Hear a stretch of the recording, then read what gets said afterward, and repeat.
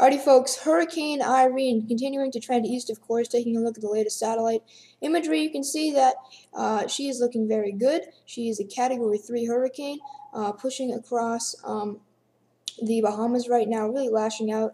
Yesterday, the Turks and Caicos, now targeting Grand Cayman and the rest of the islands, and eventually she's going to be heading up in our direction. Now, before we take a look at that, let's take a look at some current statistics on her.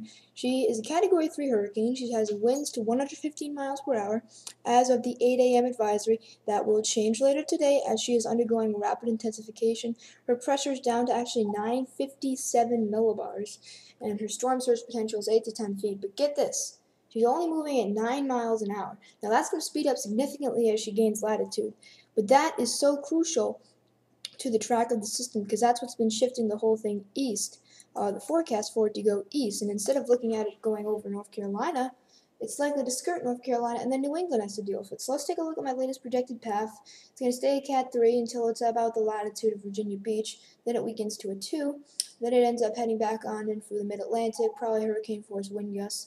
Probably not, definitely. And then heads up into New England with probably hurricane force winds over the Cape and Nantucket, and maybe eastern Massachusetts. But what I want to really zero in here is that we are looking at the potential for a real disaster here in an area that has not seen a significant disaster tropical weather-wise in many, many years. We had Isabel in 03 for the North Carolina coastline and southeast Virginia. I think impact-wise, because it's going to be going just off the coast or skirting it, I think we might see a similar to Isabel impact-wise. It'll be stronger, and it'll be further offshore. So expect damage in eastern North Carolina, southeast Virginia. I'm not as much worried though. And then once it comes up into New England, as I was yesterday, once it comes up into New England, it's probably a Category 2, but I'm thinking a high-end 1. It really depends, folks. I mean, if this thing really accelerates, you're going to have Cat 2 winds because it's going to be moving 50 miles an hour. But if it sort of stays slow, like Earl did, then it would weaken to a Cat 1 upon landfall, or if it doesn't make landfall. Let's take a look at what I'm expecting for winds now. We're looking at likely damaging winds from much of the northeast. You see eastern North Carolina back from the mid-Atlantic into southern New England and Maine. Winds likely gusting to damaging strengths 58 miles an hour or greater here. And on the coast, southeastern Massachusetts, eastern North Carolina, maybe Hampton Roads and Virginia Beach and Virginia, you're likely going to see some hurricane force wind gusts at the very least, perhaps even sustained hurricane force winds. So gusts over hurricane force are likely. And if I had to choose one place right now that would get most affected, I'd say either Nantucket or the outer portion of Cape Cod, because this track is shifting east big time. What I want to show you is something that us meteorologists look at whatever. I'm not even sure how to phrase what I just said, but this is a thing that we look at. It's called the spaghetti plots, and it shows you all the different hurricane models and where they want to take the storm.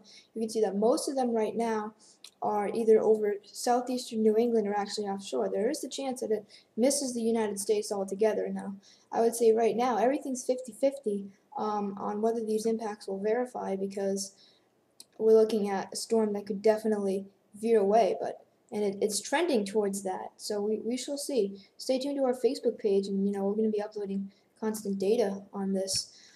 Storm surge, I'm not that worried. I think 3 to 6 foot water rise if the right front quadrant comes into southeastern New England.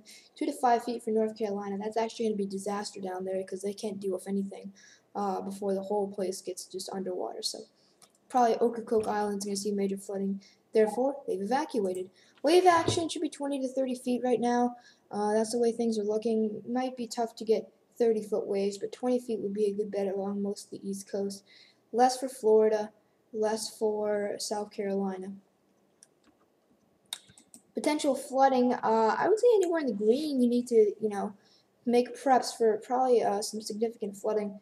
6 to 12 inches of rain is possible, up to 15 or even 18 inches is locally possible. It depends on the speed of the storm. Again, guys, if the storm moves quickly, you see the greater wind threat and less of a rain threat, although still 5 to 7 inches possible.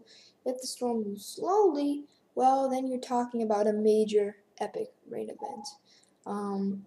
And that would be very bad for the green areas. So, very large area needs to watch out for damaging winds and rain.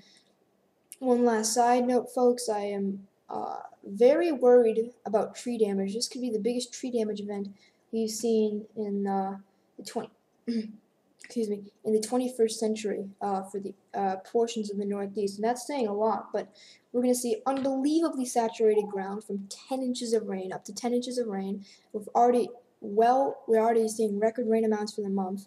I don't see how the soil would just become pure mush. You get a 40-mile an hour, it only takes 40-mile-an-hour wind gust, and boom, the tree can go down because its roots don't have anything to hold on to that's solid. So I'm very worried about tree damage across the Northeast. Therefore, I'm also worried about power outages. Millions will be without power come Sunday. So, major hurricane heading towards the East Coast or could veer off. Stay tuned to find out what happens and stay safe out there.